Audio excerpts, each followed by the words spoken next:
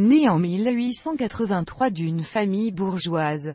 Père expert en tableaux, mère ancienne demoiselle de compagnie de l'impératrice Eugénie. Il est le petit-fils du peintre belge Édouard Amann, 1819 à 1888. Expert en tableaux historiques, sa grand-mère Louise Génie Audia a été demoiselle de compagnie de l'impératrice Eugénie.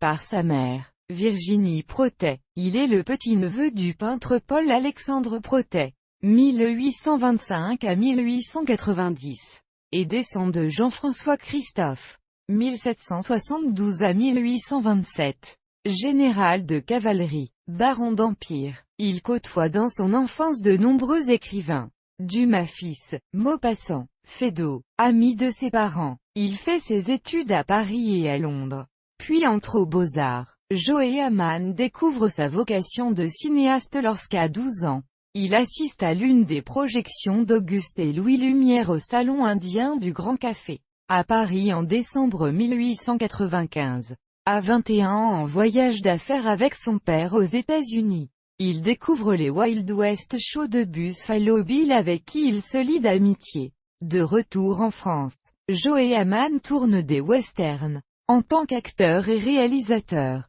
Dans la région parisienne, Carrière d'Arcueil, Bois de Meudon, Cowboy en 1906. Le premier western selon lui, et le Desperado en 1907 sont tournés pour la firme Luxe. Après sa rencontre avec le marquis de Baron-Célie, il tourne ses films en Camargue, faisant appel au réalisateur chevronné Jean Durand. Il est l'un des pionniers du genre hors Amérique, le western français étant appelé Western Camembert. En 1921, il crée une société de production, les films Joe Amann, et continue de réaliser des films jusqu'en 1937. Après la Seconde Guerre mondiale, sa carrière cinématographique dans le western est révolue.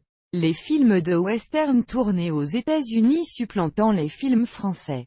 Il joue alors des petits rôles, notamment dans des ciné-romans, jusqu'en 1967. Son nom apparaît aussi, à partir de 1941, dans des récits complets pour des bandes dessinées et un peu plus tard, aussi bien pour des articles que pour des illustrations.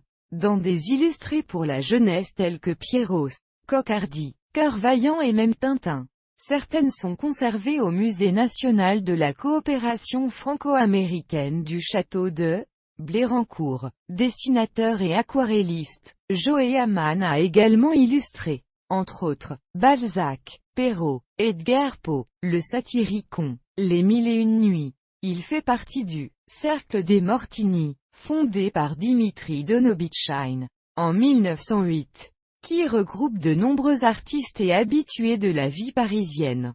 Paul Poiret, Bernard Boutet de Monvel, Pierre Brissot, Georges Villa, Guy Arnoux, Lucien Victor Guirand de Squevola, Joseph Pinchon, André Warnaud, Pierre Troisgros, Jean Routier, Henri Callot, Pierre Falise, Pierre Prunier. Cercle qui fonctionne jusque dans les années 50. Sous le nom de Joe Amann, il a publié, en 1962, un livre autobiographique préfacé par Jean Cocteau, du Far West à Montmartre.